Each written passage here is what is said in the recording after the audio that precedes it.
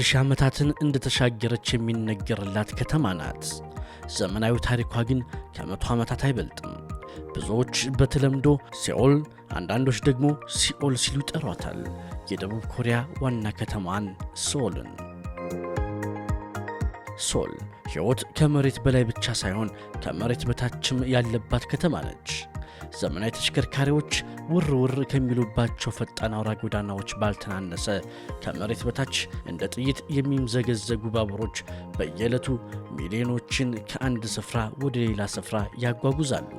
ዘመናዊ የባቡር ትራንስፖርት አገልግሎት በስፋትና ጥራት ከሚሰጡባቸው የዓለማችን ከተሞች መካከል አንዷ ሶል ሕይወት ዓይንን ጨፍኖ የመግለጥን ያክል የቀለለባት ከተማ ናት። ለዚህም ይመስላል ባቡሮች ሶል ከተማን ይዘው ይዞራሉ የሚባለው። በቀለማት የሚለያዩት ፈጣን ባቡሮች ወደ ተለያዩ የከተማዋና የሀገሪቱ ክፍሎች ሚሊዮኖችን ይዘው ይንቀሳቀሳሉ። በዚህ ረገድ ቱሪስቶች ወደ ከተማዋ ሲያመሩ የሚደረግላቸው የመጀመሪያ ነገር የባቡር አጠቃቀም መተግበሪያ ወይም አፕሊኬሽን በስልካቸው ይጫንላቸዋል። በዚህም ወደ የትኛውም የከተማዋ ክፍል ቢንቀሳቀሱ እንኳን ነፃ የዋይፋይ አገልግሎት እንደመኖሩ መተግበሪያውን በመጠቀም በነፃነት ይጓጓዛሉ።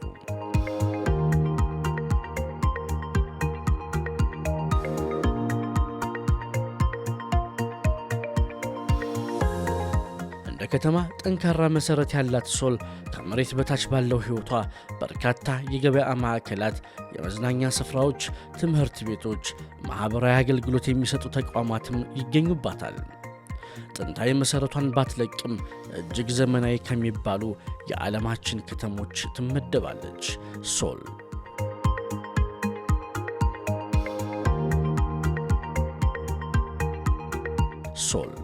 ሰማይ ጠቀስ ሕንፃዎች፣ በቴክኖሎጂ የተደገፉ ፈጣን አውራ ጎዳናዎች የተስፋፉባት፣ የቡድሃ ቤተ መቅደሶች፣ ቤተ መንግሥቶችና የመንገድ ገበያዎች በስፋት የሚገኙባት አስደናቂ ስማርት ከተማ ናት።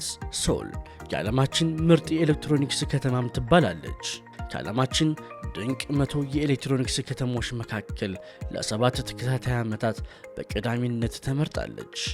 ፈጣን ኢንተርኔት ለሕዝብ በነፃ የሚቀርብባት ዋይፋይ ያለባት ከተማ ናት። ብዙሃኑ ኮሪያውያን እንደ ቡሳንና ኢንጀንቶን ባሉ ታላላቅ ከተሞችና ከተማ ቀመስ አካባቢዎች የሚኖሩ ቢሆኑም የሶል ነዋሪዎች ቁጥርም በየጊዜው እያደገ መጥቷል።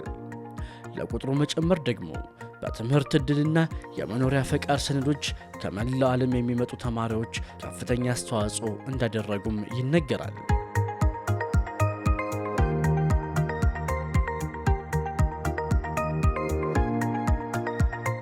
ዛሬ ላይ ሶል የሚባለው ደቡብ ምስራቅ አካባቢ የሚገኘው የሃንጋንግ ወንዝ የባኬጂ ቀጠና ማዕከል ነበር። መጠሪያውም ዌሪሲዮንግ የነበረ ሲሆን በሂደት ግን ሶል የሚል ስያሜ ተሰጥቶታል።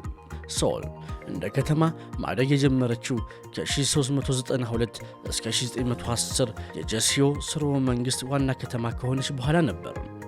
በከተማዋ አቅራቢያ ያለ ወደብን መከፈትን ተከትሎ በተለይም በ19ኛው ክፍለ ዘመን መጨረሻ ዘመናዊቷ ሶል ከተማ አሁን ላይ ያላትን መልክ መያዝ ጀመረች።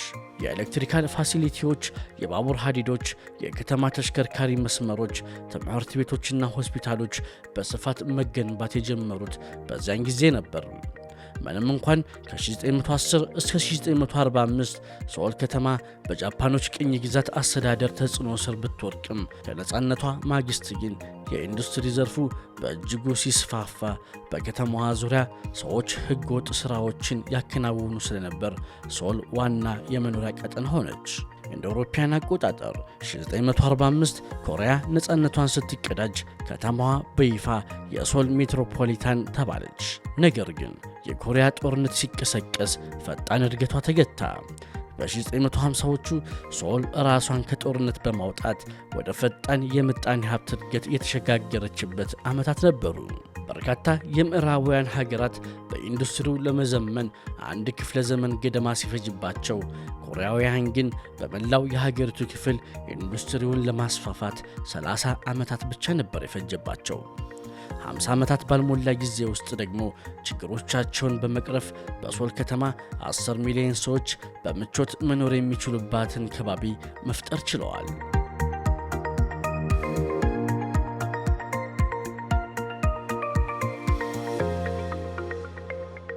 ለዛሬ በአፍሪዶክ ፕሮግራማችን የደቡብ ኮሪያዋን ዋና ከተማ ሶልን በወፍ በረር ያስቃኘንባችሁ ፕሮግራም ይህን ይመስል ነበር።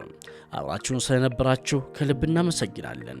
ፕሮግራሙን አዘጋጅቼ ያቀረብኩላችሁ እኔ ኤፍሬም ታጠቅ ነበርኩኝ። መልካም ጊዜ።